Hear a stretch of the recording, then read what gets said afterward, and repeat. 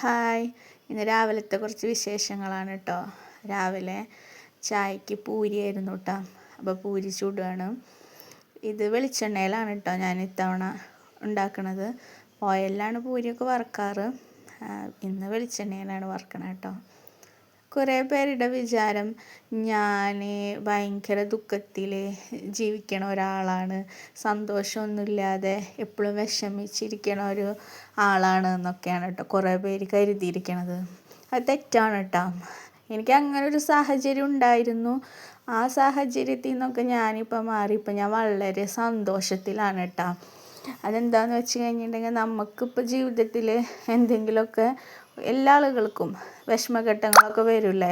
അപ്പോൾ ആ വിഷമഘട്ടങ്ങളിലൊക്കെ നമ്മൾ തരണം ചെയ്യുന്ന ഒരു സമയമുണ്ട്.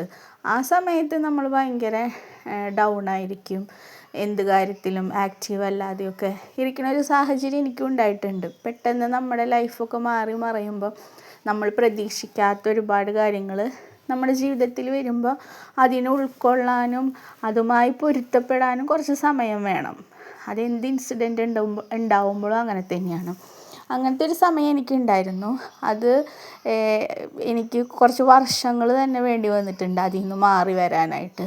അതിന് ശേഷം ഇപ്പം ഞാൻ വളരെ ഹാപ്പിയാണ്. ഞങ്ങളുടെ കുറവുകൾ, ഇപ്പം എന്നെ സംബന്ധിച്ച് എൻ്റെ മോന് വയ്യാത്ത ഒരവസ്ഥ, ആ അവസ്ഥയിൽ ഞാൻ ദുഃഖിച്ചിട്ടിരുന്നിട്ട് ഒരു കാര്യമില്ല. ഇപ്പം ദുഃഖിച്ചിരിക്കുന്നുമില്ല.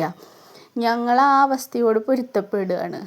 ആ ഒരവസ്ഥ നമ്മുടെ കുറവുകളെ പറ്റി, നമുക്ക് ഇല്ലാത്തതിനെ പറ്റി നമ്മൾ ചിന്തിച്ച് ദുഃഖിച്ചിരുന്നിട്ട് ഒരു കാര്യമില്ല. അതിന് വേണ്ടി നമ്മൾ സന്തോഷം കണ്ടോക്കി നമുക്കപ്പോൾ എപ്പോഴും ഹാപ്പി ആയിരിക്കാനായിട്ട് പറ്റും. നാളെ പറ്റിയിട്ട് പിന്നെ ചിന്തിക്കുമ്പോഴാണ് ബുദ്ധിമുട്ട്. നാളെപ്പറ്റി ഞാൻ ചിന്തിക്കാറില്ല.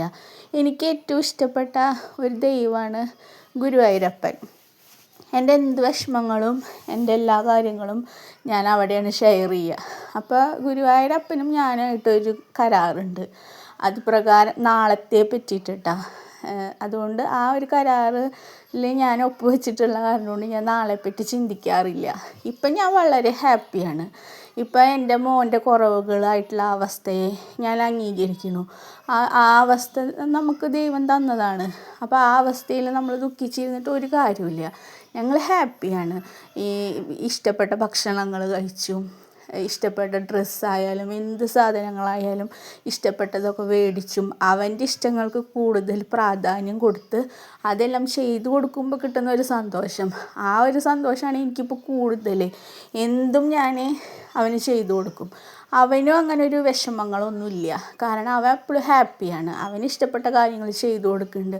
പിന്നെ അവന് വേണ്ടുന്ന കാര്യങ്ങളെല്ലാം ചെയ്യാൻ ചുറ്റിനും സ്നേഹമുള്ള ഒരുപാട് പേരുണ്ട്. എൻ്റെ അച്ഛൻ, എൻ്റെ അമ്മ, എൻ്റെ ചേട്ടൻ, എൻ്റെ ഹസ്ബൻഡ്, പിന്നെ ഞങ്ങളെ ഏറ്റവും അടുത്ത് ഞങ്ങളോട് സ്നേഹമുള്ള കുറച്ച് ബന്ധുക്കൾ, അതുപോലെ തന്നെ ബന്ധങ്ങളില്ലാത്ത ഞങ്ങളെ സ്നേഹിക്കുന്ന ഒരുപാട് സ്നേഹബന്ധങ്ങൾ കൂടെയുണ്ട്. അപ്പോൾ ഇവരൊക്കെ ഉള്ളപ്പോൾ പിന്നെ ഞാനെന്തിനു വിഷമിക്കണം?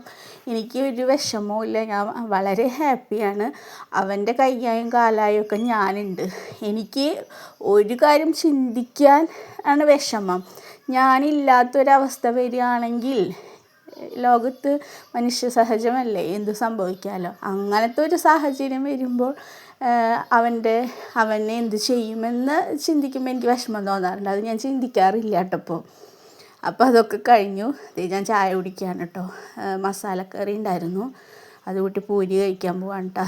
ഇത് ബാക്കിയുള്ളൊരു കേക്കിൻ്റെ ഉണ്ടായിരുന്നു കേട്ടോ. അത് ഞാൻ ഫ്രിഡ്ജിൽ നിന്ന് പുറത്തെടുത്ത് വെച്ചതാണ്, തണവ് മാറുമ്പോൾ അവന് കൊടുക്കാൻ. അപ്പോൾ ഇത്രയൊക്കെയുള്ള വിശേഷങ്ങൾ കേട്ടോ. Thank you.